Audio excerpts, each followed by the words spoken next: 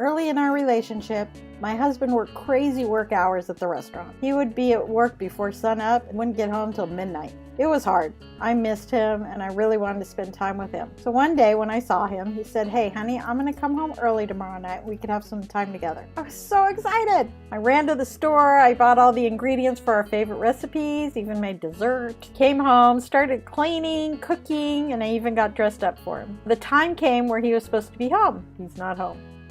And I wait. Okay, he'll be a little late. And I wait. Not again. We didn't have cell phones back then, so I couldn't text him and say, "Where are you?" I just waited and waited.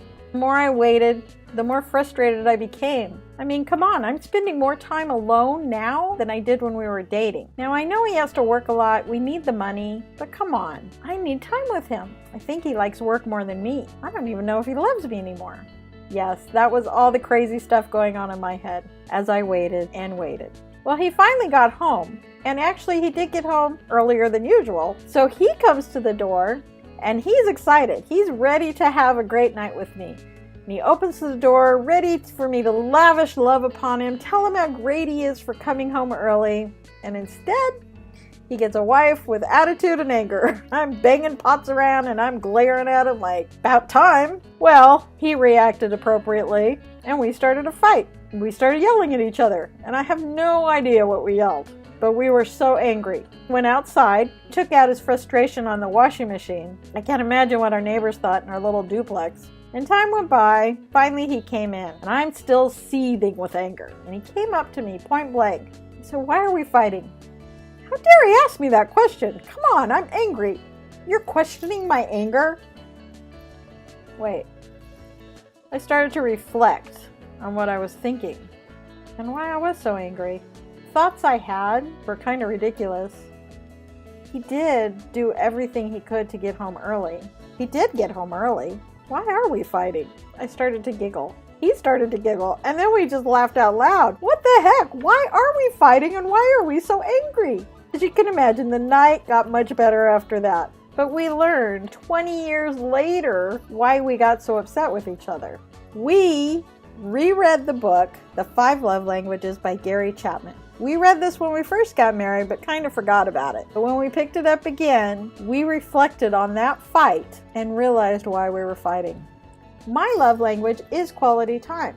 And in that season in our life, I wasn't getting any time because he was working all the time. So I was screaming, literally, for attention. I needed to know he loved me by spending time with me.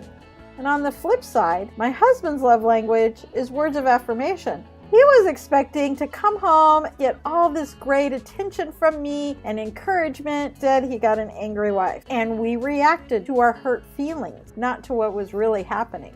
Interesting. This book, if you haven't read it already, teaches about the 5 love languages. And the author says we all have our love language. That's how we give and receive love. But if we're married or we're in a relationship with somebody that has a different language than us, we don't understand each other. You may feel like you loved each other before, but something's changed. Why don't we love each other anymore? When actually, you're just speaking the wrong language. If you learn a second language, you can take your romantic relationship to the next level. Maybe it is time to learn a second language. What is quality time? It's more than sitting in a room with somebody. Quality time is about undivided attention and quality conversations. Undivided attention? Put your phone away. Turn off the TV. Set your computer aside. Put down the book, the magazine, whatever. Yes, and even your kids. Have them step out for a moment so you can connect with the one that you love. So you say you talk to your partner all the time. I'm sure you do. Schedules, kids, bills, dentist appointments, family events. But quality conversation is more than that. Remember when you were first dating and getting to know each other? You'd talk for hours and you'd share your hopes, your dreams, and your struggles. Those are the conversations that you need to be having with your loved one. Now, the book gives a lot of great ideas to get started because many people grew up in a home where they weren't encouraged to talk. That maybe their parents didn't ask them their feelings or what their struggles were. Or maybe your partner is an introvert, doesn't want to talk, kind of cringes at the thought of long conversations. But that's okay, wherever you're at. you could still learn a new language. Now here's some practical ideas that I could give you. First of all, sit down with your partner and brainstorm. Brainstorm ideas of things, activities you can do together to create conversation. You can learn a new skill. You can learn a new sport. You could take a walk in an old childhood neighborhood and talk about your memories. One time my husband and I took a bike ride and we listened to our own podcasts, and then when we sat down to get a drink, we talked about our podcasts with each other. It was great, and when we finished, I felt so full and satisfied. My love tank was full. Think of things where you can connect with your partner. Sleep in another room.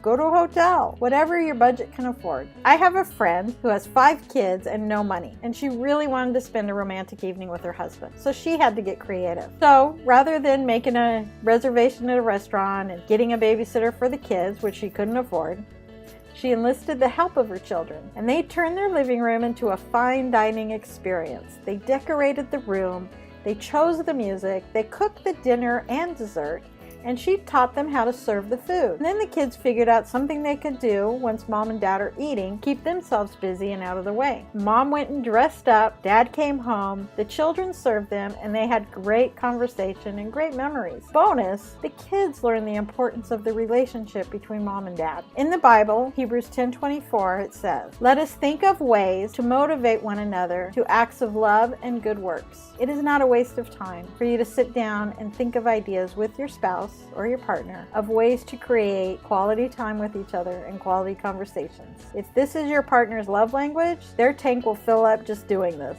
It's time well spent with your partner. Now I want to encourage you to connect with your partner at least 20 minutes a day when you get home. Don't talk about the details of life. Talk about the struggles at work. Talk about your hopes, your joys. Talk about what's going on in your world. Share your life journey with your partner and spend quality time so they know that they are loved by you. For more ideas, pick up the book. It's available at all stores as well as Amazon. You can also go online at 5lovelanguages.com and you'll find many resources there, as well as a test you can take to find out your love language. I love sharing this information with you, and if you're at all enjoyed our mini lesson on the love languages, be sure to like, share, and subscribe.